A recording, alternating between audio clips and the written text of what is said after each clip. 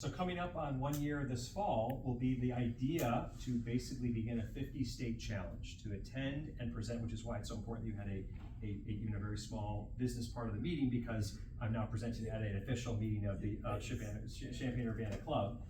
So this is a picture from my home club, the West Urban Stamp Club in Michigan, which is where I grew up. I grew up in the North Detroit suburbs. And this is a club meeting that I was at just a few days later in Spokane, Washington. And it just so happened that I was basically giving a presentation at these two meetings just a few days apart. And when I was finishing up this meeting in Spokane, where I was in two clubs in 2 different states, 2 different time zones, I thought it would be an interesting challenge. It's gonna take me a little while, but to attend and present at a stamp club in all 50 states and the District of Columbia. And so that sort of led into this concept, which is now the column that I've on location. And the main focus for me is sharing with every APS member and clubs around the country what I see and what I learn. And I will tell you that the innovation that I'm going to be reporting back to everyone about this experience is just the thoughtful partnership and engagement that your club has had with the MSDA to have a club meeting of any kind, including what we're doing here, as part of the show experience. Because again, the odds of someone walking in that door that none of you have ever met before is very high at a show, whereas a club meeting is a very different experience. It requires someone to sort of get prepared to have a social interaction, and some philatelists aren't looking for that. They're looking to just go and buy stuff and walk out the door. So anything we can do to basically charge up the excitement of an experience like that is very important. So I think there's a lot of clubs around the country that don't even think about this, that even run their own shows, but don't hold a meeting at the show. They're the volunteers, they're executing the show, but they're not actually demonstrating to the members of the public that come in what it might be like to be part of this group and to meet all of you. Have we ever had one? Do we ever have one at QPEX?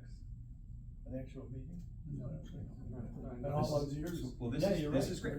But even it doesn't have to be a full meeting. There's lots of ideas. This is just one concept, the idea of doing a presentation. But another idea would be to have a club meeting where each of you bring in one thing from your collection and have just 2 or 3 tables. And all it is quite literally a 30-second each member going through. So it's a 15-minute meeting. That's it. And basically, the idea is you still advertise. I was showing Dan that actually the Google AI summary of your show emphasizes these extra parts of the show in addition to the date and the location and the dealers being here, that emphasizes my presentation today and the presentation tomorrow.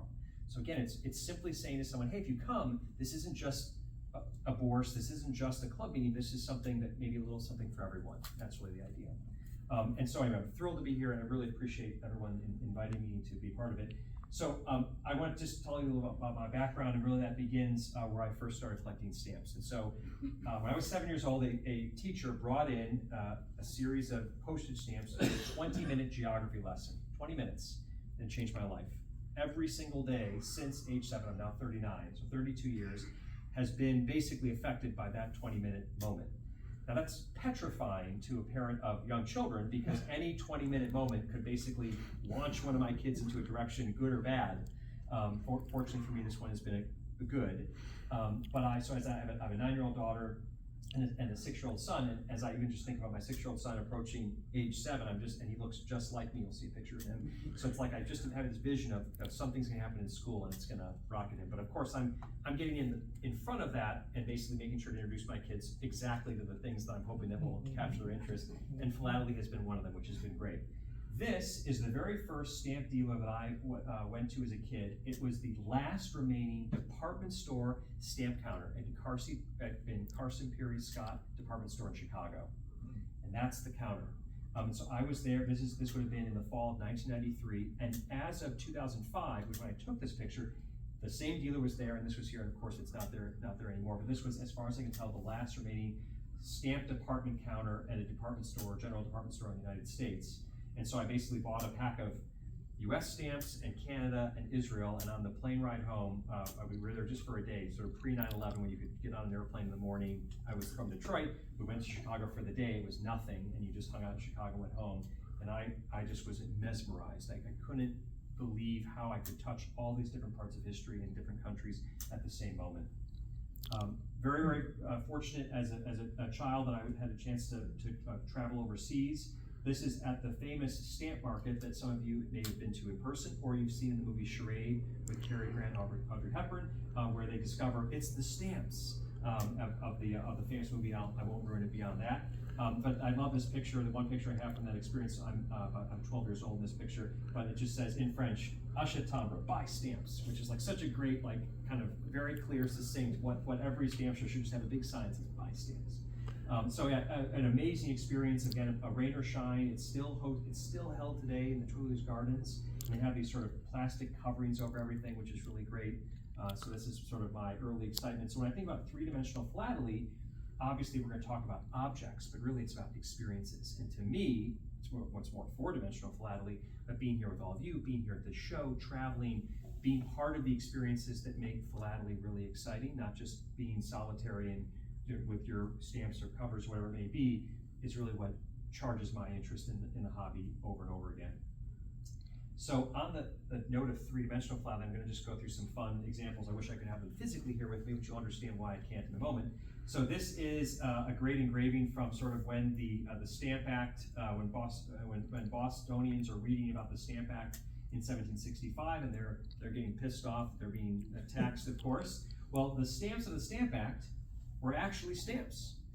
And that is the registration sheet at the British Library. So the original first printing of basically the embossed impressions or the ink impressions that would go on paper that was going to be stamped, taxed as part of the Stamp Act. And so effectively they're the stamps that started the American Revolution, which is wild. And so for me, holding that sheet was sort of the closest I could possibly get to sort of philately, revenues, and otherwise. So Dan, revenue stamps are part of I've not forgotten you. So that sort of the revenue stamp philatelic piece and our country's history all in one. And the curator at the library, who actually is going to be joining me here in the United States for my next visits. Unfortunately, he comes in a couple weeks. But if any of you are coming to the Great American Stamp Show in Schaumburg, and you live so close that if you aren't coming, I don't know what you're thinking. His name is David Beach. He'll be there for the whole 4 days, so you can certainly meet him. Just find me and I'll introduce you. But he hands these to me and just goes, these stamps cause all sorts of trouble for us a little while ago. So that's my fun piece. It seems to me that those are the only copies that exist. There are a few, because you see this cutoff right here, and there are a few that are in private hands. Roger Brody, I believe Roger Brody in his exhibit on early American revenues has an example. But yes, they are from this proof. Basically, they were never used. Yeah, that's correct. But actually, in many cases, you see this cutoff here, and this happened because they basically, in the years afterwards, they basically gave them away as souvenirs to dignitaries, and they ended up in the private market as a result, which is great. So back to three-dimensional philately. So if I had to identify a place, if all of us could be transported just magically to one place where philately connects, a place that connects us all by our mutual interest in this hobby, in this study, in this collecting, it would be to Westminster Abbey in London, which is where Sir Rowland Hill is buried. Sir Rowland Hill is the primary instigator in their post office and their postal sort of advocacy for not only the development of a postage stamp to basically signal prepayment of postage, but also an early person to push the idea of a universal penny rate, so that for 1 penny you could send a letter of a certain weight anywhere in the British Isles.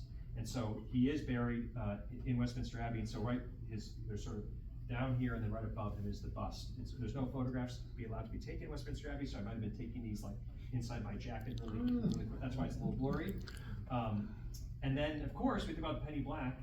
There still is, unbelievably, basically the first sheet of penny blacks ever produced is at the British Postal Museum. They aren't often on display, but this is it. This is the curator Douglas Muir holding it. Now, before the decimal system, if you look at early British stamps, there's these shillings and there's all these different sort of increments. So it was 240 pennies equaled 1 pound. So the very first sheet of stamps ever produced actually has 240 stamps on it, because there's 240 pennies in a pound. So from an accountancy perspective, and there are 12 stamps across the top and 20 down. So whenever you look at a penny black and you notice those little initials, those little letters in the left and right corners, if you haven't noticed them before, I encourage you to go pay attention. left-hand initial has to do with which row the stamp is in. So if it's B, then it's in the second row. The right-hand initial is in which column. So if your name is in the first 20 letters of the alphabet for your first initial, or the first 12 for your last name, first 12 letters for your last name, then there are penny blacks or penny reds or stamps of the early British period that will have your initials on them. So Alex Haimann, AH, I'm good. Mike Carson, you're good. But you can, anyway, so Tim Ross, you're out of luck. Yeah. So like, it's very, very simple, but that's a very, very fun aspect. And so I got very interested in penny blacks, just an interest. The British Library has the very first printing press. So in a matter of a couple hours in London, you can basically go to see where Roland Hill is buried, where you can see where the very first postage stamps were ever printed, all in one place. So it's really an amazing sort of singular venue for four-dimensional philately, as it were. I assume that everyone recognizes the person on these stamps. She is the most depicted person on worldwide postage stamps, both by number of designs, but also by the number of stamps, just the sheer number of stamps that have been produced. Billions, hundreds of billions of stamps with her face on them. So for me, I had an incredible honor 5 years ago to meet Queen Elizabeth. As part of a stamp event, I was invited over. The Royal Philatelist Society in London was opening a new building, and it was also the 150th anniversary of the Royal itself. And I was invited to go over and represent the United States members. She went around, she was, so at the time she's 93 years old, walked around unassisted for 45 minutes, 50 minutes, met probably 40 people across the experience, and we would be introduced, shake hands. You sort of, there's no, Americans don't bow to foreign monarchs, of course, so shaking hands is as far as it goes. And then she would talk with each person. She'd ask a question, she would share some anecdote. And so I've God bless this photographer, because we got the perfect moment of her asking, basically commenting to me, my responding to her, and then her and everyone else around me responding to laughing at my comment. And so I'll cherish these forever. But meeting the person depicted on stamps that I bought and had in my possession from when I was 7 years old, like the first stamps I ever had her face on them. You can't, like, it was a remarkable experience, and with regret that she's no longer with us, but she put in quite a bit of effort to stick around for quite a while. What's amazing is as she left the building, or before she left, she signed the official guest book, and it was incredible because they're like, oh, well, this is the page from the last time that your grandfather, George V, who was the really major stamp collector in the British royal family, was here. Oh, and then here's when your father, George VI, was here. And then here's when you were last here, 50 years ago, for the 100th anniversary, 1969. And would you please, Your Majesty, sign this page for today? And she signs it, and she goes, now there's, now that's the proof I was here. So anyway, it was a remarkable experience. So of course, stamp shows. This is a stamp show in St. Louis, but this is about kind of the experience, just like we're having here, which is why I love a club meeting, a presentation, a bourse, all in one experience, because these touch on the core parts of how philately, at least in the United States, really exists. So I have my very first stamp show. I was 8 years old and thought it was basically the greatest experience of my entire life, and still love stamp shows in large, smalls, anywhere I can go, anywhere in the United States or in the world. If there's to the introduction that Jack had, I've never met a stamp or cover I didn't like, so I always can go shopping. I always can look for stuff. So these are my kids. These are my two older kids. So this is my daughter Corinne on the left side. This is my son Winston. And they thought that being at the St. Louis show a couple months ago was basically the greatest experience of their lives, which was just the best parenting moment for me I could ever imagine having.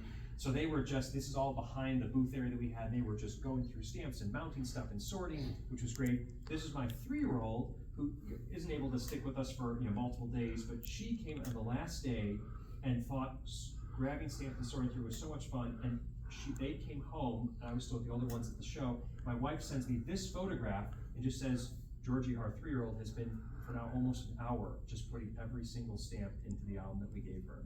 So I'm plying them really hard. I mean, I'm not going to let any opportunity pass by. The true parenting moment, and you that have children or grandchildren will know what I mean.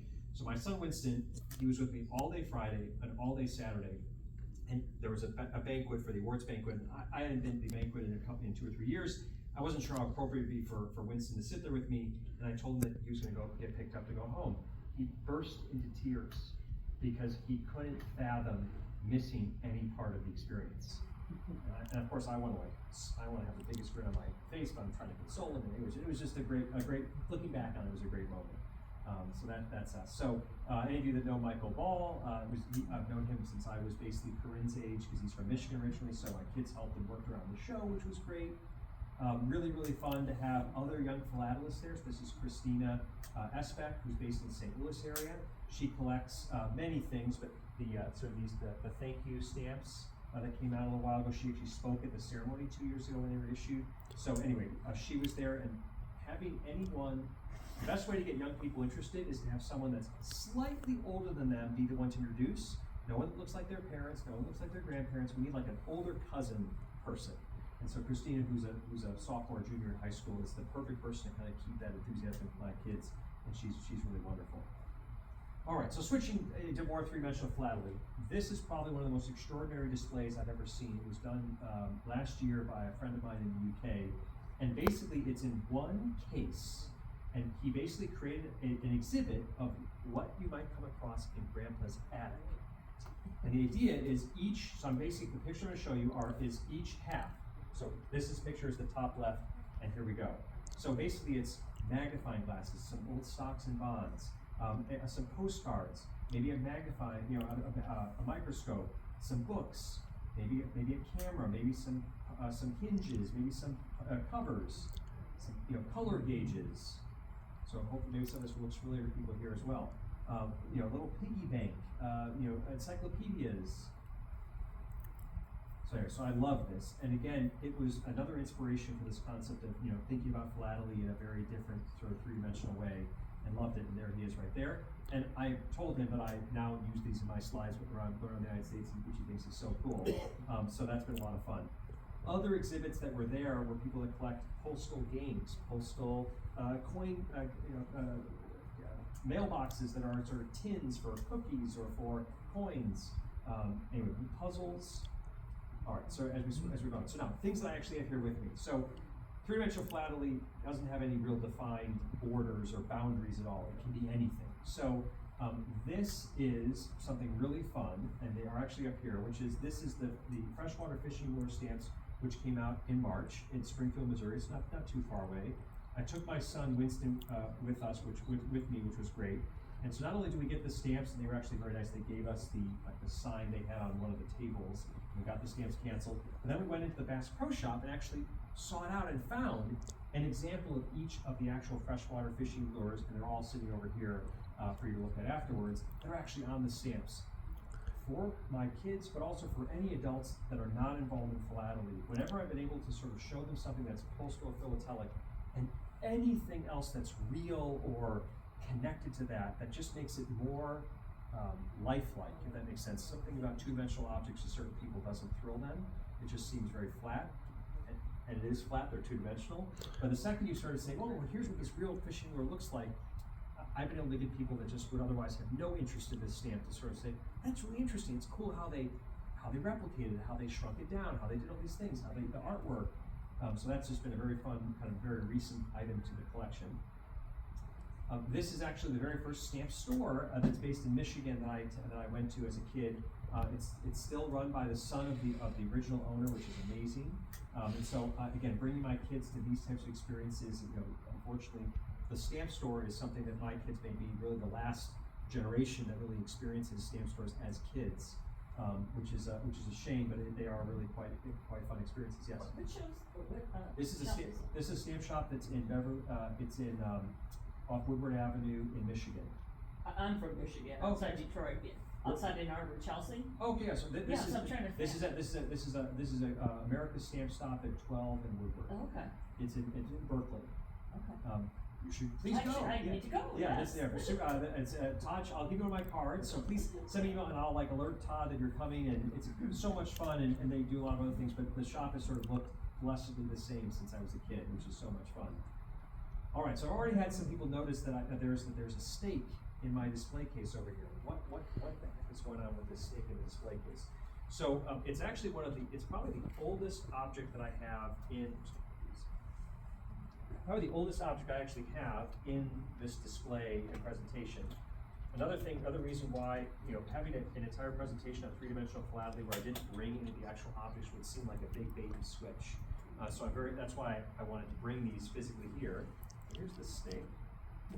So I first saw this at a show in the UK and basically said, I don't understand what this is. And someone was explaining that these used to hang, not just one, but many of them from the inside windows of stamp shops in the late 19th century into the early 20th century in England.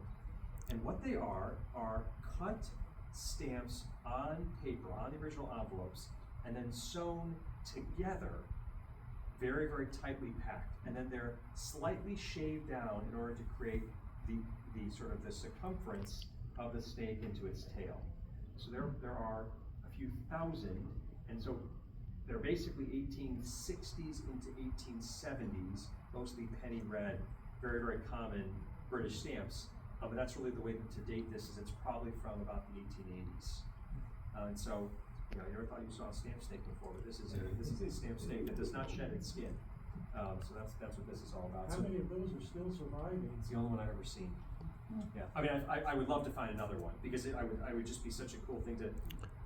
It just gives you a sense of before modern technology and television, so people had some real time on their hands.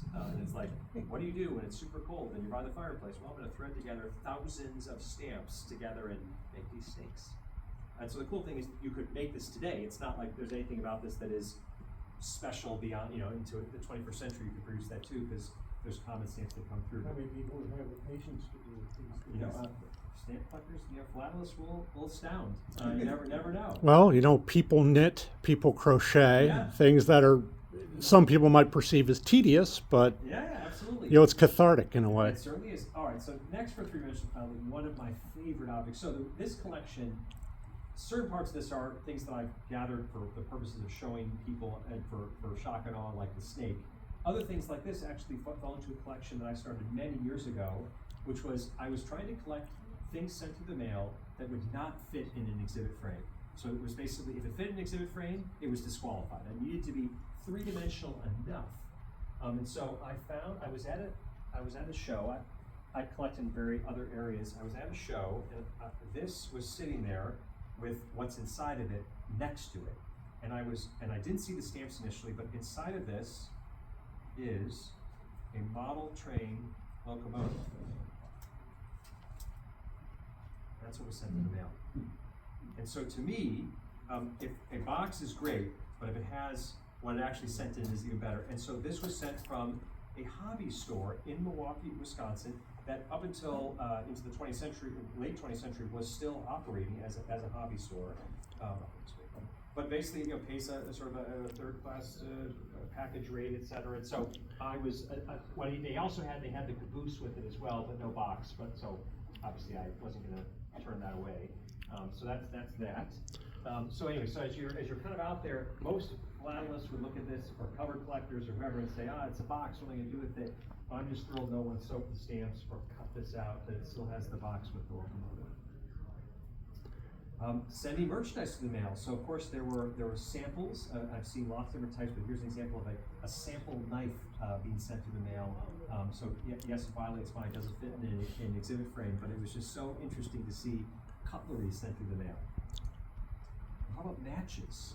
So there are very specific types of boxes and envelopes that are tinfoil lined in order to basically safely send matches through the mail. I have two different examples of this, which is just, the first one I ever saw, I went, this is just the wildest thing. There's some also you encounter in the World War II era as well. These ones are a little bit later. Here's this example of the lining.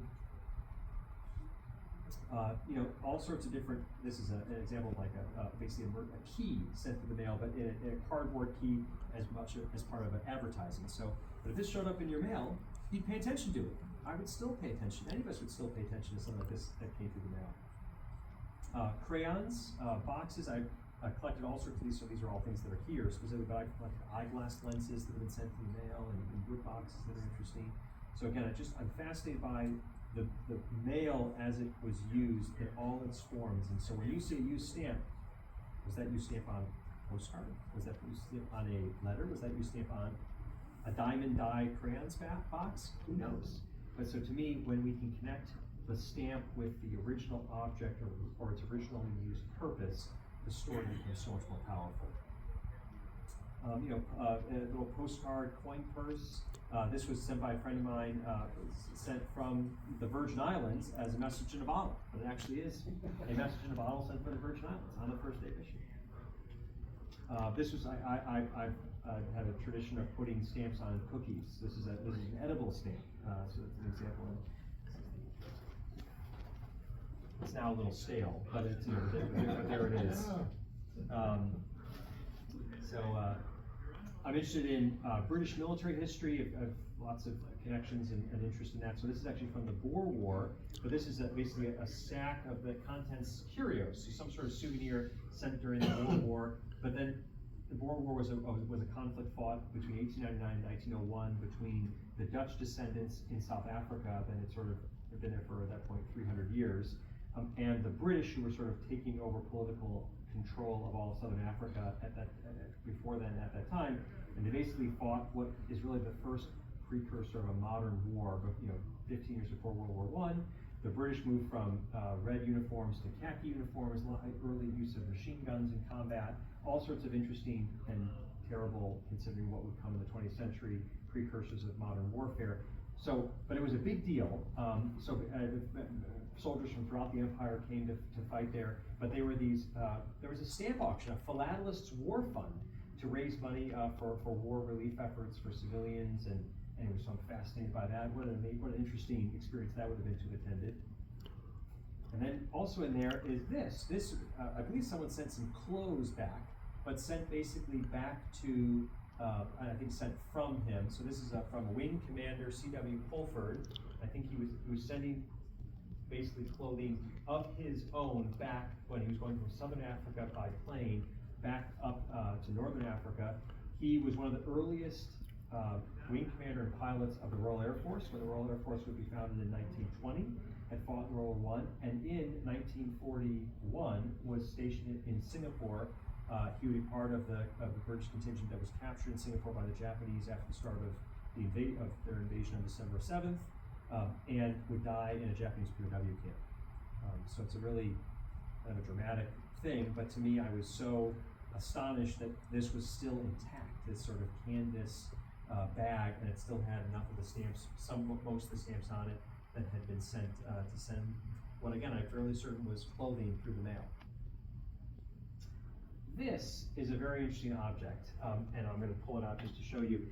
It's a good example that you just never know what's underneath a pile of kind of stack on a dealer's table. So that's why you never stop looking. You never know what you're going to find.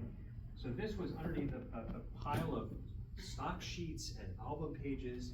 It doesn't look like much, but it was rung with all of these high denomination George VI stamps. And what it is it was the container. It's a reinforced container where they basically put leather to basically make sure that all of the parts didn't fall off, and to send a film reel between London and the British Embassy in Rio de Janeiro during World War II. So you think about those like propaganda film reels that you'd see at the start of movies, or that the start of movies. That's basically what would be inside of this. And so, but they used real postage, and it's just amazing. I wish to sell the film reel, of course, but when I came across this, it was just the most special. Exactly the reason why it's fun to collect three-dimensional objects, because how would you show this otherwise? It's just, there it is. So that was super fun. Next, on the World War II theme, this is a wooden little box that was sent by a British soldier while in France after the Normandy invasion, with one bottle of scent, so sending perfume home to his girlfriend, basically. Unfortunately, the perfume's still not in there. Obviously, she took it out and started, used it, which makes sense. But I love that this is all still intact to basically give a sense of what was the stamp used for, how was it used. It's really interesting in this box, because these service members were sending stuff home constantly, but having the original container is really what makes it so special. All right, then I have this. which is also really, really fun. It's interesting. My first time having this object in a church, but this is very relevant because this sent from France by an American service member back to his home likely to his mother in Corning, Iowa, and it includes contents, one crucifix. And so basically probably a wooden crucifix that he basically created this canvas wrapping and wrapped it around the crucifix itself. So that's how it would have gone to the mail. You'd have this kind of cross going through the mail stream of packages, but with this engraved with prexes on it. So I just thought that was so cool and loved it. So this is kind of a bit of a longer story, but just to share very quickly, is I'm fascinated by sort of how things become known about different areas of postal history or stamps. And so for many, many years, people that collect US mail sent to Germany, to the German states in the 1850s, 1860s, were asking themselves, why are there covers that have 24 cents of postage on them? Here's two 12-cent stamps, here's a 1, 3, and 2 10-cent stamps, because there was no rate of 24 cents to any of the German states. But they're being sent from many different places around the United States, mostly from German immigrant communities, writing in old German script, really writing to friends or family back in whatever German state they're sending it back to, Prussia or Bavaria. And this can't be an accident. There must be some reason why they think 24 cents is a real rate. So a friend of mine was convinced that there was something more to this than just a bunch of immigrants making this mistake in many different places in the United States. And he found, and I forgot to bring it, I apologize, he found an immigrant's manual, this is the three-dimensional part, an immigrant's manual from the 1850s for new German immigrants to the United States. It would have one page in German, and then the next page would be in English to help for English language learning. And in this manual, it incorrectly identifies a 24-cent rate. And so that's why these 24-cent rates exist. So for many, many, many years, it was basically just called a phantom rate, a rate that effectively doesn't exist. And it doesn't exist, except we know why people were using it and doing it, which really is about the context of our hobby, what we collect, why were these so important. Were they overpaying them?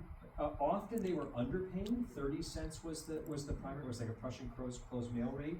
Sometimes they were overpaying, but often underpaying. And the problem is that in some circumstances, it meant that it validated the prepayment that had been put on there, so they were kind of spending money that wasn't being credited towards the full, and the recipient was paying for the difference, which is a bummer. Because 24 cents is serious money in the 1850s. This is like 2 or 3 dinners. It's like a very, very serious amount of money. So, anyways, that's just a fun other kind of piece about this. So to that end, I'm checking off this club. It's Champaign Urbana, right? I apologize for inverting it there. Well, it depends on who you ask. Okay. Is that split in the club as well? Or is it just so anyway, so my next stop actually is I just added. I'm actually going to return to the Plymouth Stamp Club that I was in Michigan on the 18th of July. That just got added, and then I'm going to go to Ontario, Canada, to present at the Green Foundation, which is like one of their big organizations that focuses on expertising in Canada. And then I'm going to go to Spokane, Washington. So I'm going to repeat my Michigan and Washington State kind of 4 days apart again, but now part of my official challenge, because I am intentionally not counting any state that I presented at before January 1st of this year. So I've been to like 18 different states presenting in stamp clubs in years past, but I'm intentionally restarting my clock to really begin the challenge again. And then we go to Kansas, Nebraska, South Dakota, Iowa. If any of you have been reading my column, I've been trying to find some collectors in North Dakota, and I have 3 of them now. So we are going to have a one-night only club meeting with these 3 collectors in North Dakota, which will be great. So that's happening on right after South Dakota. So how many states have you checked out at this point? This is my second.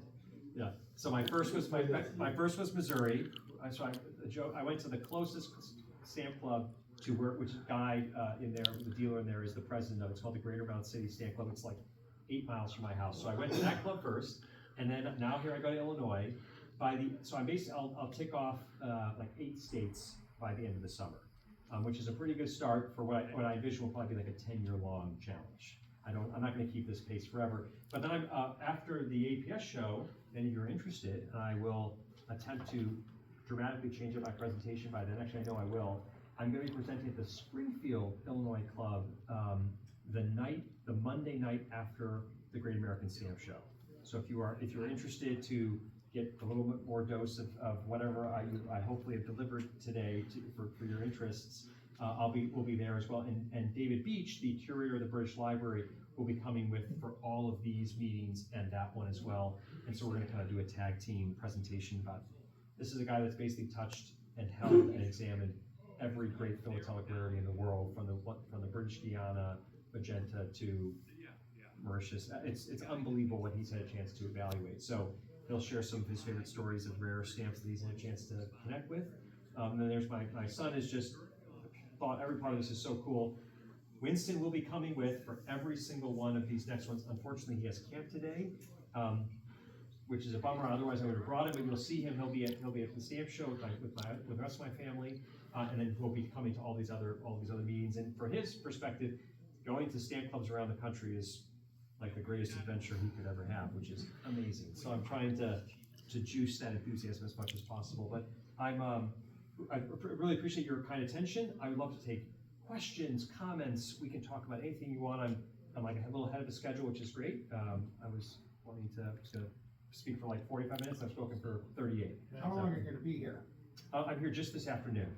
I mean, till like 4 o'clock till 5? Yeah, I'll stay. I'll stay probably till 4 o'clock. Okay.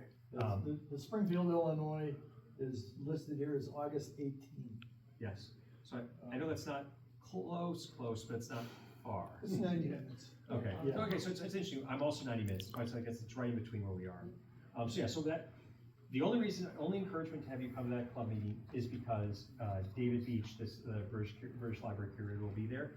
And he's a fascinating person to meet, and it'll be a very different presentation as a result of his presence there. And so if maybe there's an opportunity for some caravanning or carpooling there, or a little Champaign Urbana road trip to another part of your state. But yeah, other questions about 3D philately, or yes? I just had a quick comment. Sure. Did you contact the Dakota Postal Society about people? I've been a member for decades. And Really? they have strong, it's not huge, but a strong membership of people who live in South Dakota and North Dakota. I've gone through the APS route basically, and I've connected with someone that's very involved with postal history. Maybe it's the same society. I'd love to get the name of whoever you think would be the best person to basically put a little ping out to say, hey guys, I'm gonna be there on like literally 2 days in a row. It's Sioux Falls on day 1, and then Fargo, North Dakota on day 2. And I would love to meet anyone that's coming. Otherwise, my world is as Jack was mentioning, I've worked in all different parts of philately, and currently now a principal with Cherrystone auctions, and so I'm kind of living, in a sense, my best life, because I basically get to play with stamps all day long and talk to stamp collectors and philatelists, and I love the opportunity. Yes, sir. You haven't said anything about wildlife, live animals, especially chickens and things like that. Do you have any? The closest I have, which I need, which I should have brought because I was driving, it would have been easy. I have one of the egg carriage crates, parcel post egg crates. So, but I have some tags. They're more dead animals, like pigeons that have been hunted, and so it's like the tags that were on the bags. There's a lot of live chickens. Oh yes. It's out there. But part of me is like, I'd love to have like the crate, and I do have some space constraints, but live chickens would be awesome. Yeah. What about the children that were sent by mail? Well, I've got my own children, so yeah. What is stamp? Yeah, for now, I'm in good shape on that. I do have a question. Sure. How did you end up becoming a member of the Club de Monte Carlo of Prince? Yeah, Prince Rainier. So Rainier was the founder. Okay, so if you remember Grace Kelly, famous American actress, she marries the Prince of Monaco, Prince Rainier. Now Rainier was actually, in his own right, a dedicated philatelist and numismatist, so was also very interested in coins and related areas. The guy's face was on his own coins and his own stamps, so it's like, yeah, I'd be interested in that too. I'll collect that. Yeah. So it's kind of it's good to be the prince. So he founded a club in the 1990s, and his goal was basically to include 100 of the most prominent collectors, and I think he did one for the coin side too, but I only know the stamp side. Basically, the most prominent 100 collectors of stamps and stamp-related material in the world. And then he, unfortunately, only was there for like the first 5 years. He died. His son took over. That's not true. First 10 years. Then he died, I think, in 2005. His son, Prince Albert, Grace Kelly's son, took over the club. Even though he's not as focused as a collector, his father's collection is the basis of they have like a coin and stamp museum. And so every 2 years, the club meets. All the members are invited to bring one object from their collection, and they're all displayed together like a rarities or like a special item gallery. And I was invited 10 years ago due to a lot of different things I was doing in the United States. I think they were looking for younger non-European members that were just engaged in doing things in Philately in a meaningful way. So I was invited over. I was there in 2015 for my first meeting.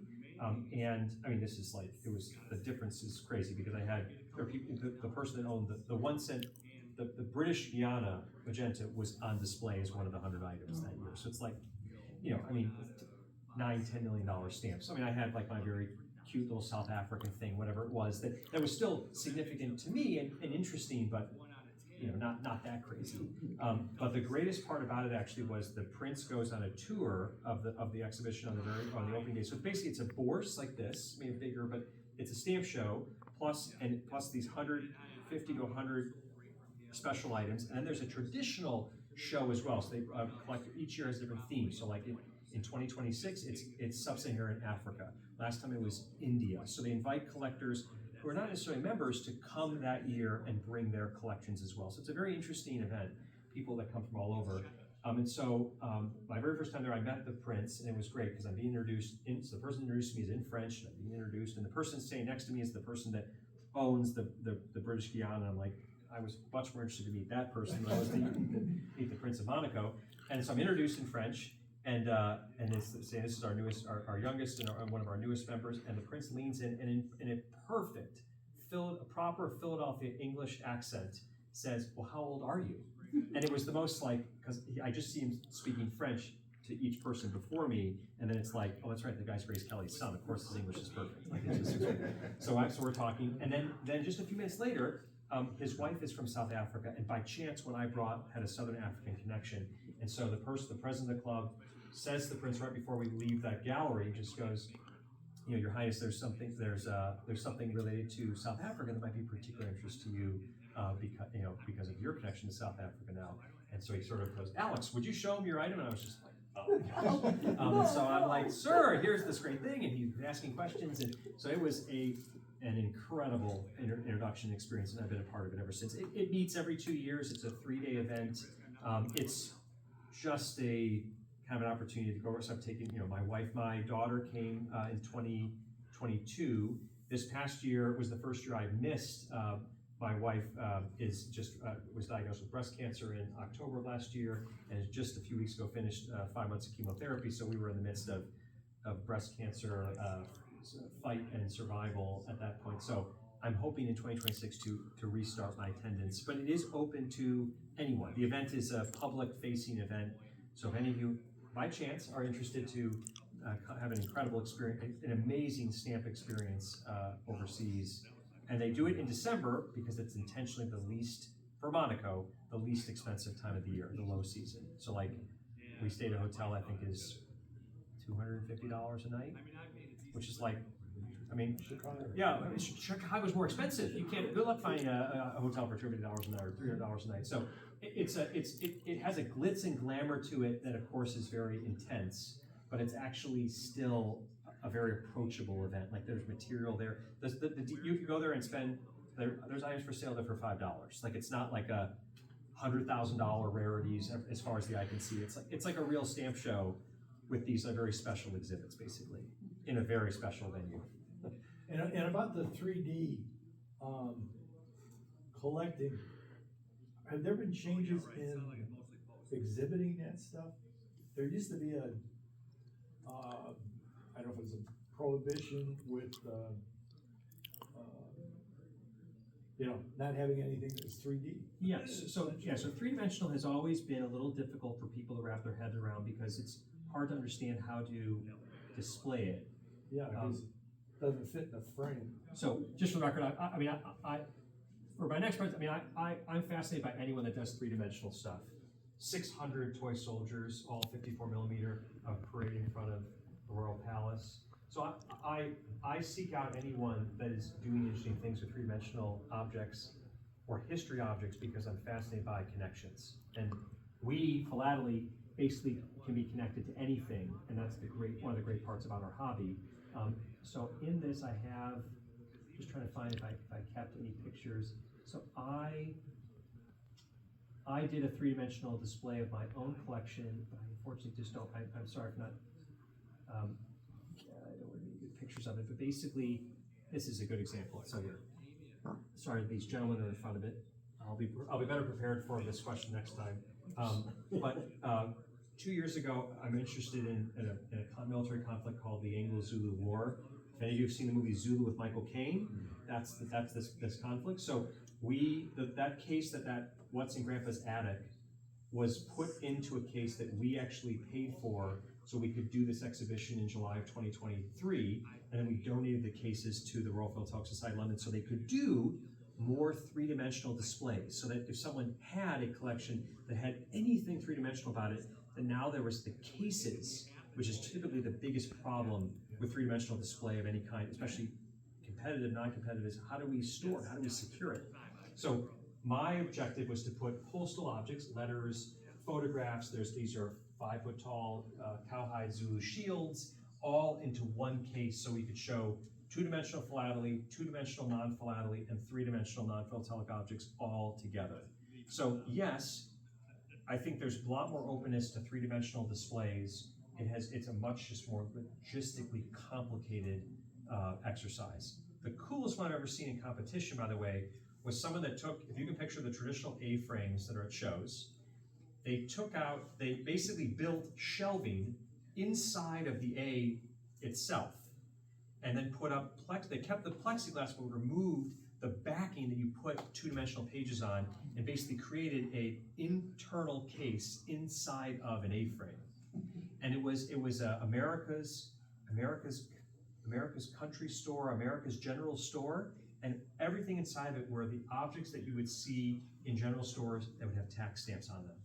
Cigarettes, playing cards, medicine, all displayed like you were looking inside of a case at a general store. So that person also built their own A-frame and brought it to shows with them. So it's a totally different game. So anyway, I'm very keen on this concept of sort of three-dimensional space. There's sort of more in the back here. I mean, that's real equipment. Someone that did a tattoo, a Zulu shield tattoo. How many of you have your favorite stamp on your arm? Tattoo? What's going on here?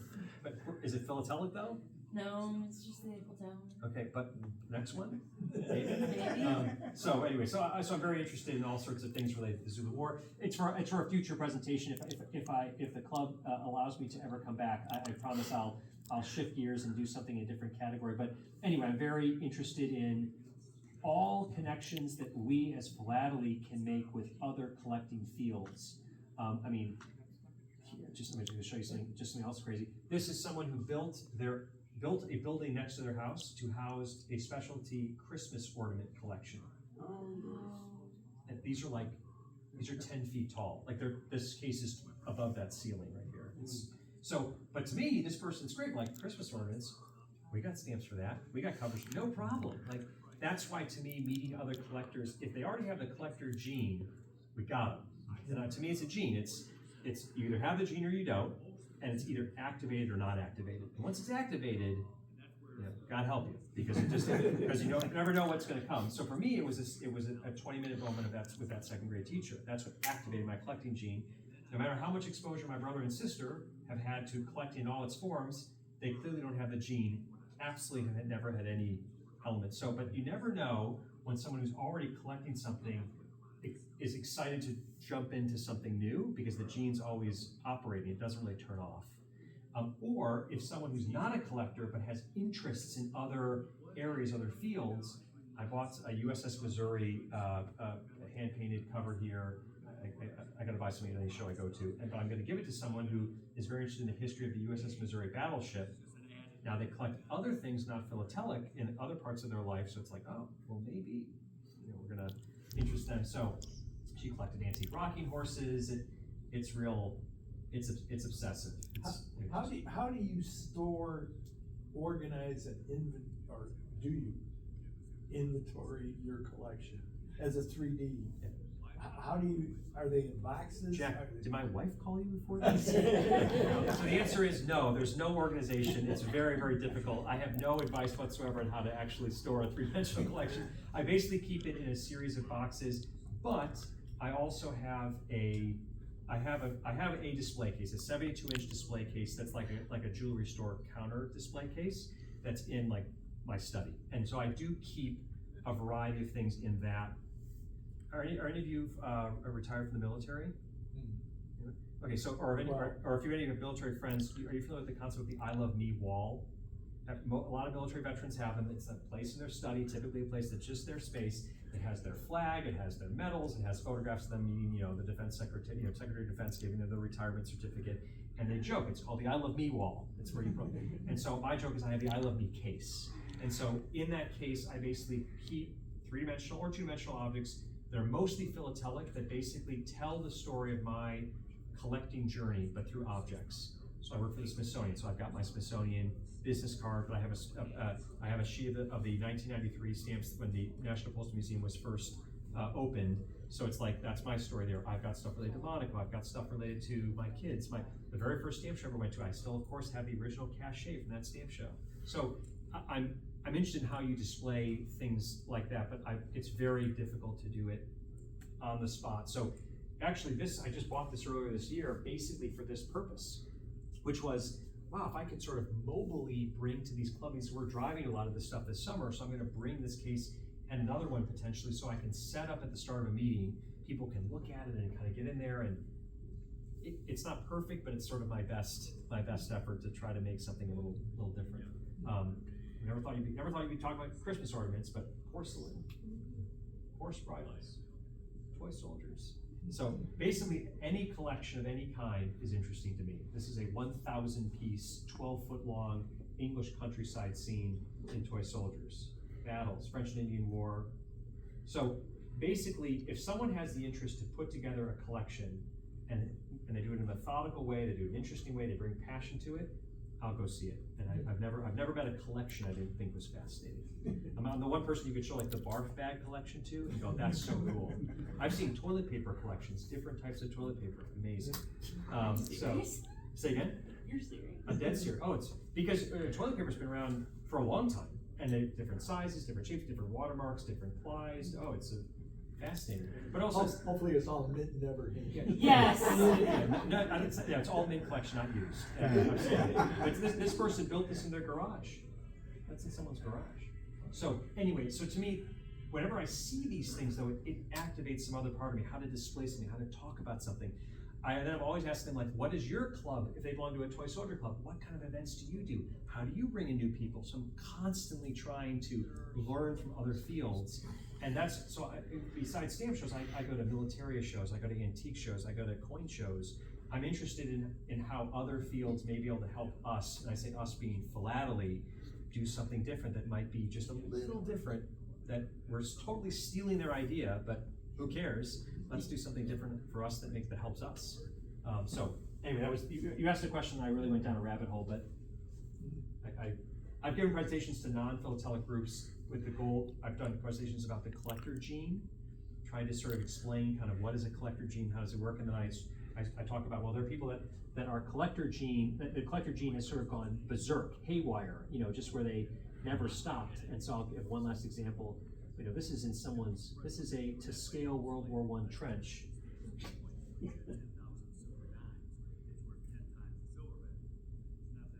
That's in someone's home. This is a to scale World War I trench in his home. And this uniform, and that uniform are this gentleman's grandfather and two great uncles. They're actual uniforms. Yeah. So, in case any of your spouses just sort of don't understand how all your stamps take up so much space, trust me, we could show them pictures that they would just, their eyes would pop out of their heads and say, oh, your corner, your study, please, it's perfectly fine, no problem. I know people that have buildings of their collections, just astounding amounts of space. But this person, we overlap because of an interest in military history, and of course he's got letters and stamps and the things that you'd see on someone's bunk area.